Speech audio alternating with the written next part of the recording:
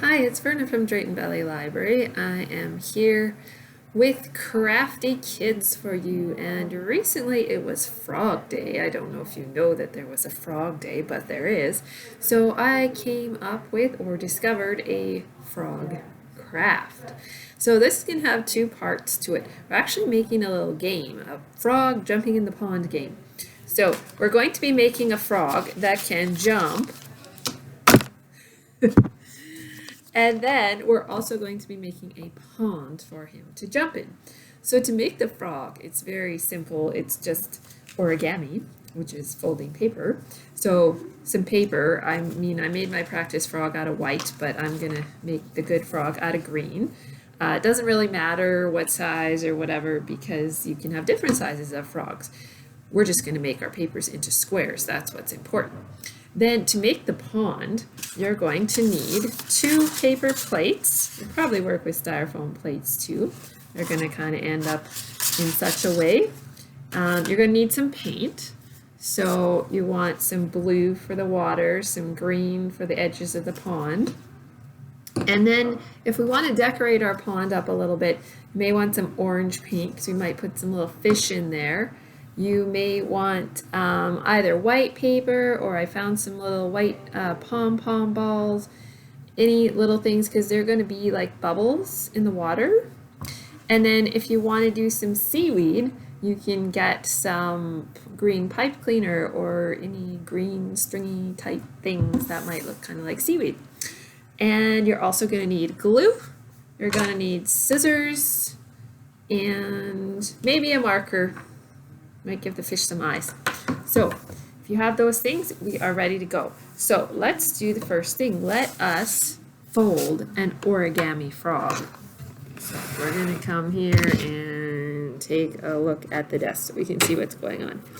Okay, so here is a piece of paper. Actually, I think I want to go with a little bit of a larger piece of paper, so I'm going to use this one. As you can see, I'm using some scrap up, so I'm just going to get rid of that funny bit of color discoloration on that paper there. And then we're going to make this paper into a square. So you can make any paper into a square fairly easily. What you're going to do is you're going to take 2 sides there and kind of fold it, not exactly fold it, but line it up like so. And then we're going to chop off this bit here. Okay, so I like to kind of just go there and then I actually fold that bit so that I can cut it off. Now if you have origami paper that's already a square for you, that's completely fine. You can use that too. Okay, so there is my square. So we're going to start. We are going to fold in half this way. And lots of times when you're doing origami, your folds are to make marks that will be helpful in your other folding. So I'm folding this to get the line that's down the middle. And now I'm folding it in half the other way. Same thing. I'm trying to get a line in the middle. I'm actually trying to get a center point. So now I should have a center point. So I'm going to take each corner, fold it into the center point.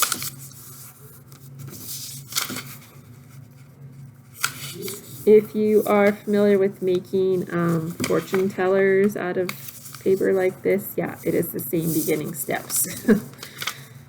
Okay, I'm going to fold that one in there. Okay, I don't think my square was perfect, but it should still work.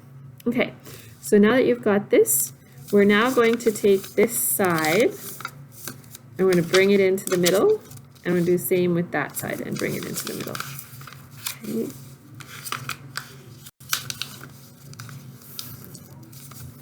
Okay, so there we go. So it's going to end up looking like a kite shape.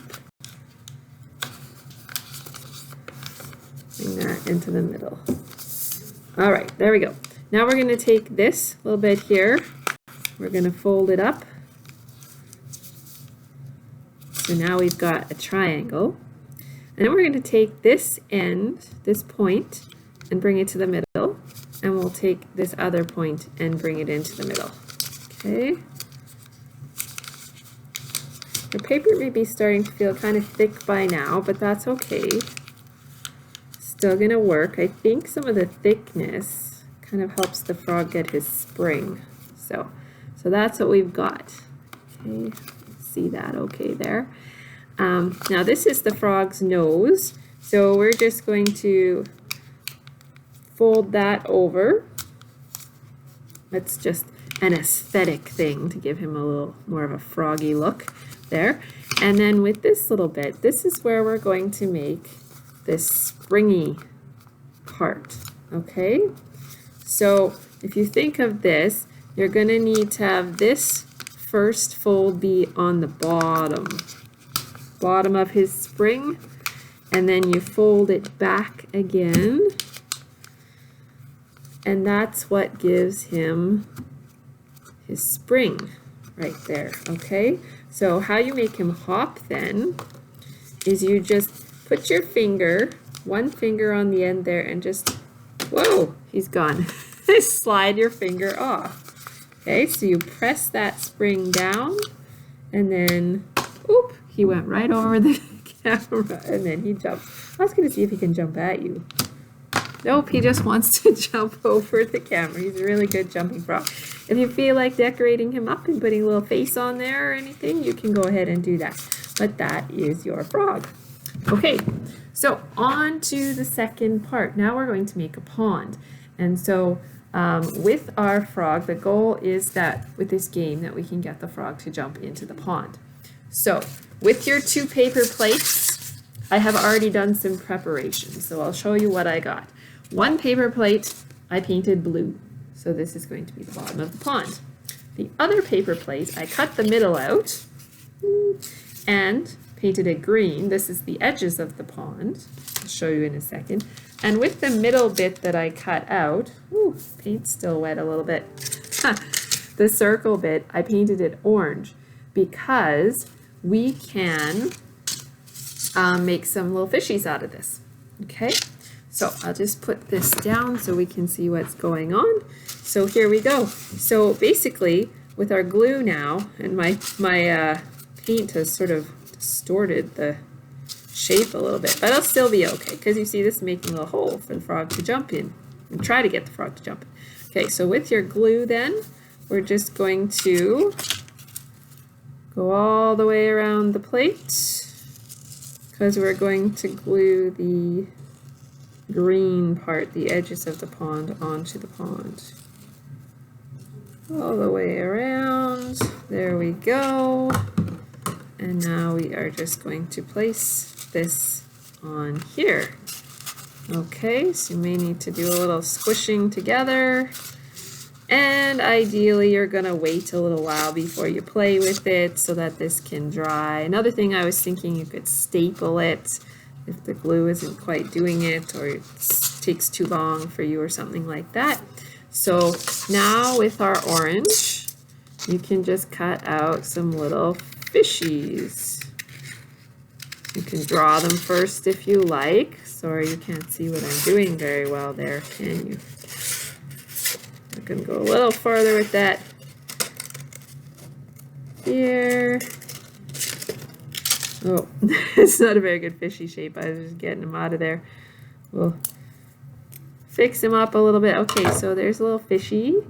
And now if we want, if you have Google eyes, you could put Google eyes on him, but you could also just give him a little eye, a little fishy eye. And then we can glue him into our pond. So there's somebody in the pond. You don't have to decorate up your pond if you don't want to, because I guess I should have put the glue on here. Anyways, because it'll still work for the frog to jump in, but it's just fun to decorate the pond. So maybe let's do one more little fishy. I don't really know how I did that last one.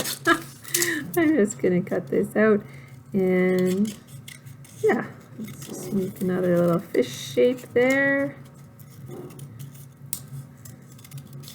Okay. He's more of a round fish. And we'll give him a little eye.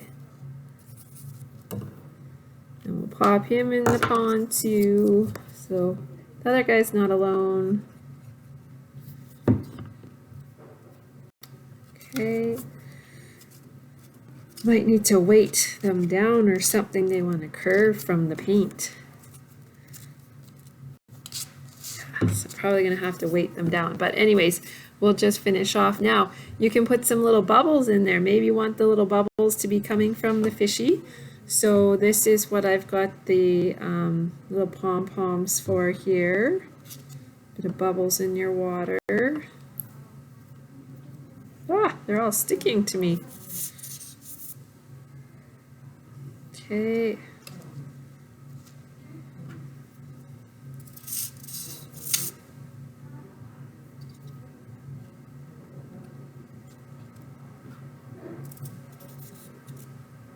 It's very quiet, sorry.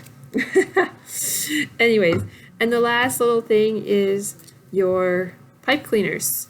So you make these guys sort of squiggly like, bend them up a bit, and they're going to be your little bit of seaweed that you can have in the pond, a little bit of vegetation. Now I was just thinking, if you want to make your game really challenging for your frog, maybe you could make it stick up. But really we were just gonna, you know, put it low down like that. Just a little bit of decoration in the pond. So I'm gonna pop it in there. Okay, maybe one on the other side. So that no matter which way you look, got a little bit of greenery happening here. So maybe I'll point it in the other direction, something like that. That'll look good. Okay. Alright, so let's pop that one on there. Now, I am going to have to weight these down a little bit to get them to dry, but just to show you, now you've got your frog, you've got your pond, you can play your game. Now, he is such a good jumper that I better go far away and see if he'll get in there at all. Oh, he didn't jump very well for me that time. Let's see. Whoa, now he jumped too well for me. So you see, this could be a challenging game. Everybody could make their own frog. Oh, yay! We got in the pond. So there you go. There's your pond and your frog. Frog jumping in the pond game. All right, hope you have fun with that. We'll see you again for another Crafty Kids.